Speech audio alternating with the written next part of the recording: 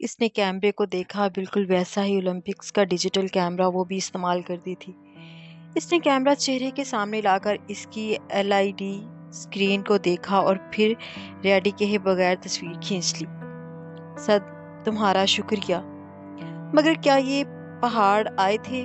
بغیر ریڈی کہے تصویر کھینچنے پر اس اجنبی گھوڑے سوار کو قدرے بھی چینی ہوئی تھی۔ اس نے ایک نظر اس کی شہد رنگ آنکھوں میں دیکھا اور پھر سر ہلا دیا۔ ہاں، بہت خوبصورت تصویر آئی ہے۔ نشا نے پریشے کے ہاتھ میں کیمرے کی اسکرین پر موجود تصویر کو دیکھ کر کہا تو اسے خیال آیا کہ نشا بھی وہاں موجود تھی۔ ویسے یہ تمہارا گھوڑا ہے؟ نشا نے ہی اگلی بات کی۔ نہیں، یہ میں نے کرائے پر ایک آدمی سے لیا ہے۔ اصولاً اسے گھوڑے کی بانگ تھامے میرے ہمراہ چلنا چاہیے تھا، مگر میں اس کو بھگا کر یہاں لے آیا۔ وہ شکل سے بہت مغرور لگتا تھا، اس وقت بہت بے تکلفی کے ساتھ انگریزی میں بات کر رہا تھا۔ انگریزی؟ پری نے غور سے اسے دیکھا۔ وہ انگریزی کیوں بول رہا تھا؟ اسے غور سے دیکھنے پر احساس ہوا کہ گھوڑے پر سوار وہ برے اور گھوری رنگت والا خوبصورت مرد پاکستانی نہیں، کوئی غیر ملکی تھا۔ وہ اس کی شناخت کے متعلق صحیح اندازہ نہیں کر سکی تھی۔ تم دونوں 1 منٹ ٹھہرو، میں اس آدمی کو اس کا گھوڑا واپس کر رہا ہوں۔ اس نے پھر مہارت سے گھوڑا موڑا اور اس سے بلند ہوتی سڑک کی طرف بھاگ کر گیا۔ کتنا گڈ لکنگ تھا یار، نشا اس کے جاتے ہی بے حد ستائشی انداز میں بولی۔ پتہ نہیں۔ وہ سر جھٹک کر دائیں جانب کھڑے اونچے پہاڑوں کو دیکھنے لگی۔ بادل غائب ہو رہے تھے۔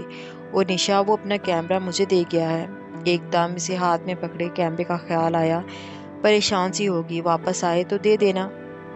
حالانکہ وہ اس کے واپس آنے سے پہلے نکلنا چاہتی تھی، مگر ہاتھ میں پکڑا کیمرہ اس کا انتظار کرنے پر مجبور کر رہا تھا۔ چند منٹ بعد ہی وہ انہیں بل کھاتی سڑک پر سے نیچے اترتے ہوئے اپنی جانب آتا دکھائی دیا۔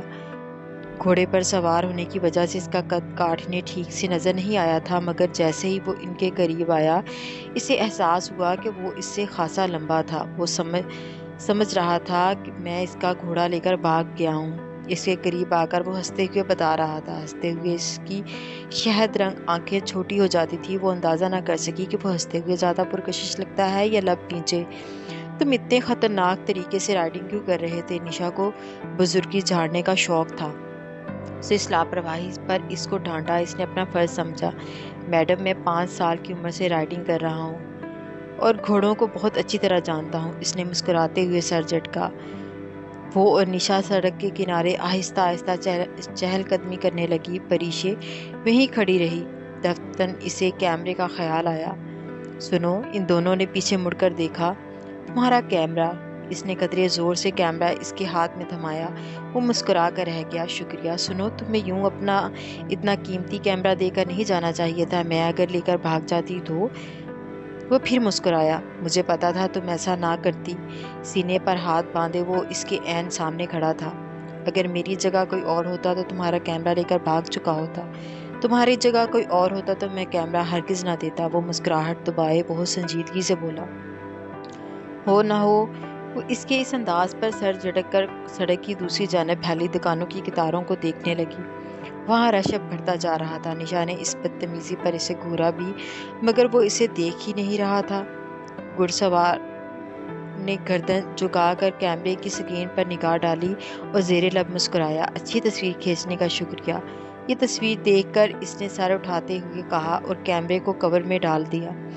وہ پھر مغرور نظر آنے کی اداکاری کرتی جواب دیے بنا دکانوں کو دیکھنے لگی۔ تم اس تصویر کا کیا کرو گے؟ اس کی بے رخی کے اثر کو کم کرنے کے لیے نشا نے بہت دوستانہ انداز میں اسے مخاطب کیا۔ میں 20 برس بعد ایک سفر نامہ لکھوں گا، اس کے فرنٹ پر یہ تصویر لگاؤں گا اور اس تصویر کا کیپشن کیا ہوگا؟ نشا نے دلچسپی سے پوچھا۔ میں اس کے نیچے لکھوں گا، اس کوہ پیما کی تصاویر جو رکا پوشی سر کرنے جا رہا تھا۔ وہ فخر سے بتا رہا تھا۔ پریشے نے تیزی سے گردن گھما کر اسے دیکھا۔ اسے جھٹکا سا لگا تھا۔ تم رکا پوشی سر کرنے جا رہے ہو؟ بے اختیار پوچھ لینے کے بعد اسے یاد آیا کہ اس کو تو خود کو لا تعلق ظاہر کرنا تھا۔ اسے پچھتاوا سا ہوا۔ ہاں، پریشے کی بے حد ساختی پر اس نے بڑی مشکل سے اپنی مسکراہٹ چھپائی تھی۔ خیر، رکا پوشی سر کرنا کوئی اتنی بڑی بات نہیں۔ ایورسٹ یا K2 کے سر کرنا اصل کامیابی ہے، کہہ کر وہ پھر سے دکانوں کو دیکھنے لگی۔ ویسے کل ہم لوگ ایک ٹور کمپنی کے ساتھ کالام جا رہے ہیں۔ نشا کے بتانے پر گھڑسوار نے آنکھیں سکیڑ کر ماں روڈ کی طرف دیکھا۔ سن شائن ٹریول کافی سامنے تھا۔ اس نے ایک لمحے کو سوچا، پھر بولا، میں بھی کل کالام جا رہا ہوں۔ سن شائن ٹریول کے ساتھ؟ تم کس کے ساتھ جا رہی ہو؟ واقعی تم ہمارے ساتھ جا رہے ہو؟ نشا کو اس اتفاق سے ازحد خوشی ہوئی تھی اور پریشی کو کچھ شک سا ہوا تھا۔ یہ تو بہت اچھی بات ہے۔ ویسے تمہارے دوست بھی جا رہے ہیں کیا؟ مسکراہٹ لبوں پہ دبائے اس نے بہت معصومیت سے پوچھا۔ پریشی نے رخ قدرے مزید موڑ لیا۔ ہاں، مگر تمہیں کیسے پتا؟ یہ میری دوست ہے۔ بہت آسان، وہ خوبصورت ہے۔ اس کے سنجیدہ انداز پر نشا ہنس پڑی، جبکہ پریشی کے ماتھے پر ناگواری کی شکن ابھری تھی۔ میں نشا ہوں، نشا سعید، اور یہ میری کزن کم دوست ہے ڈاکٹر پریشی جہانزیب۔ پاریشے، اس نے اپنے یورپی لب و لہجے میں اس کا نام دہرایا۔ پاریشے نہیں، پریشے۔ میرے نام کے پیچھے کیوں پڑ گئی ہو نشا؟ خود کو یوں موضوع گفتگو بنتا دیکھ کر وہ تنگ آ کر اردو میں بولی، یہ مینرز کے خلاف ہے۔ تم دونوں کو میری موجودگی میں اپنی زبان میں بات نہیں کرنی چاہیے۔ وہ مسلسل پریشے کو دیکھ رہا تھا۔ ایک تو کم بخت بلا کا ہینڈسم تھا، اوپر سے اتنے خوبصورت انداز میں آنکھیں سکیڑ کر دیکھتا تھا۔ وہ خامخواہ کنفیوز ہونے لگی۔ مطلب کیا ہوا؟ تمہاری کزن کے نام کا پری چہرہ لڑکی؟ یہ ایران کی ایک شہزادی کا نام تھا، اس لیے تو میں اس کو پری کہتی ہوں۔ تمہاری کزن پر سوٹ بھی کرتا ہے۔ پری مطلب فیری۔ ہماری زبان میں بھی فیری کو پری کہا جاتا ہے۔ تم نے اپنا تعارف نہیں کرایا۔ او سوری، میں افق ارسلان ہوں، ترکی سے آیا ہوں۔ ویسے پیشے کے لحاظ سے انجینئر ہوں، مگر ساتھ ساتھ ایک تجربہ کار کلمبر بھی ہوں۔ تمہارے پاکستان میں دنیا کے سب سے خوبصورت پہاڑ رکا پوشی کے لیے آیا ہوں۔ اس نے جھک کر اپنا تعارف کروایا۔ اور تم لوگ کیا کرتی ہو؟ نشا، ہمیں دیر ہو رہی ہے، میں گاڑی کی طرف جا رہی ہوں، چلنا ہے تو چلو۔ قدرے غصے سے کہہ کر وہ کھٹ کھٹ کرتی گاڑی کی طرف آ گئی۔ عجلت میں افق ارسلان کو خدا حافظ کہہ کر نشا دوڑتے قدموں کے ساتھ اس تک پہنچی تھی۔ تمہارا مسئلہ کیا ہے؟ نشا، نہ جان نہ پہچان، خامخواہ کسی اجنبی، وہ بھی گھوڑے کے ساتھ، یوں سرے راہ گپے لگانے کا مقصد۔ ڈرائیونگ سیٹ کا دروازہ کھولتے ہوئے وہ نشا پر برس پڑی تھی۔ چند گز کے فاصلے پر وہ ترک سیاہ سفید چوکور بلاکس کے ساتھ ابھی تک کھڑا تھا۔ دفتن اس نے پری کو دیکھ کر ہاتھ ہلایا، جسے اس نے نظر انداز کر دیا۔ بھائی میرا مسلمان بھائی ہے، ایک برادر اسلامی ملک سے آیا ہے، ہمارا مہمان ہے۔ میرا اسلامی فریضہ ہے کہ میں میزبانی نبھاؤں۔ اچھی طرح جانتی ہوں میں تمہیں، مسلمان لڑکی۔ گاڑی واپس اسلام آباد کے راستے ڈالتے ہوئے اس نے دانت پیسے تھے۔ کیا ہم اب کسی اور ٹور کمپنی کے ساتھ نہ چلے جائیں؟ اس بات کا تو ذکر ہی مت کرنا۔ اگر ہم اس ٹور کمپنی کے ساتھ نہیں جائیں گے تو پھر ہم نہیں جائیں گے، نشا نے بڑے اطمینان سے فیصلہ سنایا۔ وہ خاموشی سے ڈرائیونگ کرتی رہی۔ 8 دن ندا آپا کے ساتھ یا 8 دن اس ترک سیاہ کے ساتھ، اس کے پاس صرف ایک ہی راستہ بچا تھا، کیوں نہ کہ ندا کی آپا کے ساتھ 8 دن گزارنے کا وہ سوچ بھی نہیں سکتی تھی۔ وہ نشا کو ڈراپ کر کے گھر آئی تو فون بج رہا تھا۔ اس نے کریڈل پر دھرا ریسیور اٹھایا۔ ہیلو، تم اپنی کزن کے ساتھ کہاں جا رہی ہو؟ ناگوار سا باز پرس کرنے کا لہجہ تھا سیف کا۔ کلام، اور بھی لوگ جا رہے ہیں۔ ماموں نے مجھ سے پوچھے بغیر تمہیں کیسے اکیلے جانے کی اجازت دے دی؟ کیا اب ہمارے خاندان کی لڑکیاں دور دراز علاقوں میں باپ بھائی کے بغیر سڑکوں پر ٹاپتی پھریں گی؟ وہ اس سے واضح طور پر ناراض تھا۔ پاپا نے مجھے اجازت دے دی ہے سیف، کہیں ایک نیا مسئلہ نہ کھڑا ہو جائے، اس خیال سے اسے تھکا دیا تھا۔ مگر میں کہہ رہا ہوں نا کہ تم یوں نہیں جاؤ گی، تم اپنی کزن کو منع کر دو۔ تحکم بڑے انداز میں وہ بے بسی سے لب کاٹ کر رہ گئی۔ ہم اسکول میں بھی تو ٹورز کے ساتھ چلے جاتے تھے، ایک قابل اعتماد ٹریول ایجنسی کے ساتھ۔ یہ یوکے نہیں ہے پریشے، اس کا انداز دو ٹوک تھا۔ بس تم اپنی کزن کو منع کر دو۔ اچھا۔ پریشے نے فون رکھ دیا۔ چند لمحے آزودگی سے فون کو دیکھتی رہی، پھر نشا کا نمبر ملایا۔ میری آواز سننے بغیر چین نہیں آ رہا، جو گھر پہنچتے ہی فون کر رہی ہو؟ نشا، میں کالام نہ جاؤں تو؟ نشا ایک لمحہ کو چپ سی ہوئی۔ پری، وہ کچھ دیر بعد بولی، وہ ایک اچھا انسان ہے، تم اس کے ساتھ انکمفرٹیبل فیل نہیں کرو گی، بلیو می پری۔ نہیں نشا، سیف نے منع کیا ہے۔ وٹ دی ہیل، اس کا پارا ہائی ہو گیا تھا۔ وہ ہوتا کون ہے تمہیں منع کرنے والا؟ میں تو ابھی تک تمہاری منگنی کو قبول نہیں کر سکی، تم دونوں ایک دوسرے کے لیے ہو ہی نہیں، لیکن تم نے شاید شادی سے پہلے اس کی غلامی قبول کر لی ہے۔ ٹھیک ہے، فائن، میں یوں ہی تمہارے لیے ہلکان ہوتی ہوں۔ جہنم میں جاؤ تم، جہنم میں جائے سیف، جہنم میں جائے افق ارسلان۔ ایک پرس مردہ مسکراہٹ پریشی کے لبوں پر بکھر گئی۔ میں نے اس کی غلامی نہیں قبول کی، اور سنو، میں نے پروگرام بھی کینسل نہیں کیا، لیکن اگر تم نے میرے نام کے ساتھ افق ارسلان کا نام پھر لیا تو میں پروگرام کینسل کر دوں گی۔ مزید کچھ کہے بغیر اس نے فون رکھ دیا۔ اسے سیف کے غصے کی پرواہ نہ تھی۔ کلام سے واپسی کے بعد اس کی شادی ہونے جا رہی تھی۔ دل نے تب مر ہی جانا تھا، اور شاید سیف جیسے انسان کے ساتھ زندگی کی شروعات کرنے کے بعد اسے کسی بھی پرواہ نہ تھی، نہ دکھ کی نہ خوشی کی۔ تب وہ بے حس ہو جائے گی، مگر اس بے حسی کے دور کا آغاز قبل صرف 8 دن وہ زندگی کے ساتھ گزارنا چاہتی تھی۔ تیسری چوٹی۔ اتوار 24 جولائی 2005۔ پاپا کی ڈھیر ساری دعائیں لے کر وہ گھر کے گیٹ سے باہر ٹور کمپنی کی بس میں آ گئی۔ اس کا گائیڈر ڈرائیور ظفر اس کا سامان لوڈ کر کے ڈرائیونگ سیٹ پر آ گیا تھا۔